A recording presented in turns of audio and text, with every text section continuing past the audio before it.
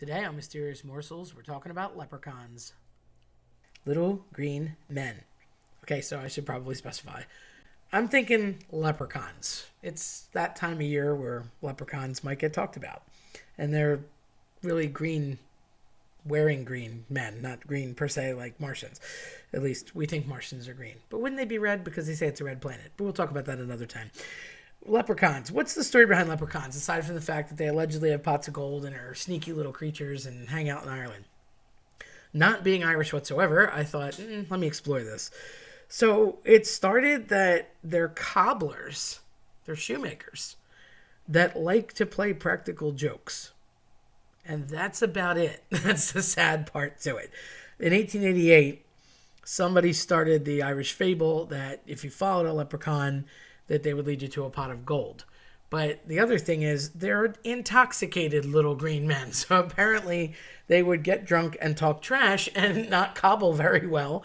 And they were shoemakers that would tell stories and were famous for pranking people and tell practical jokes and bad dad jokes, etc.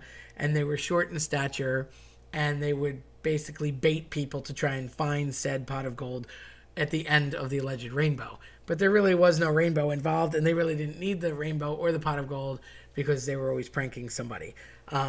It just kind of stayed as one of those things, as an Irish, like luck of the Irish sort of symbol, and that was that. But if they had their druthers about them, I think that they would prefer the Blarney Stone or an actual four-leaf clover to a leprechaun.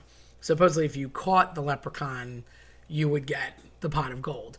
But they're allegedly impossible to capture, and I guess we got Lucky Charms out of that for the cereal, if you're into that. They're magically delicious.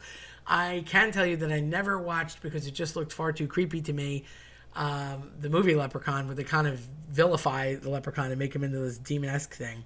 I also am not a fan of small things attacking me, like dolls, leprechauns, children that they put in a scary situation. Like, loved Pet Sematary, but when Gage runs around as a 2-year-old with a scalpel, yeah, I'm not safe. I'm sorry, no. So I draw the line, as much as I love horror, with little things that can attack me that I don't know are attacking me. No thanks.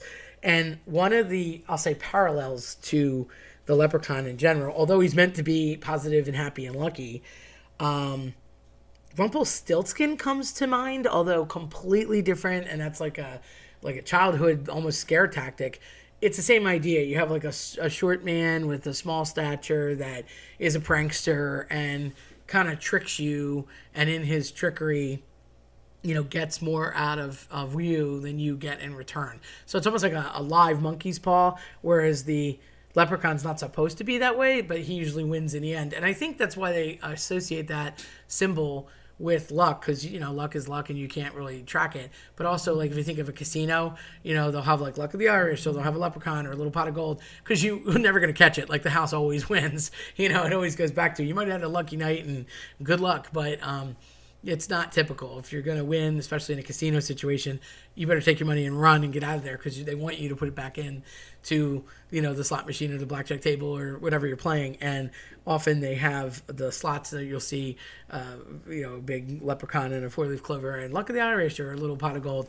And you never seem to get that pot of gold because the house always wins. So I feel like it's a prank tease to be like, ha, ha, ha, ha, ha, you're going to get luck. Oh, no luck for you. So it all started with the leprechaun, but there's really not much to it, and I thought there'd be a lot more behind it, and there's not. So that's the leprechaun story. And don't watch that movie. It's scary.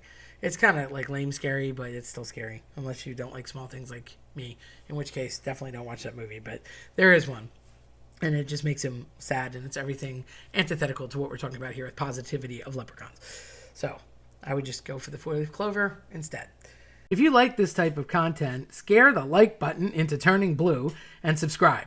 Don't forget to hit the notification bell so you don't miss out on future videos. Thanks for watching.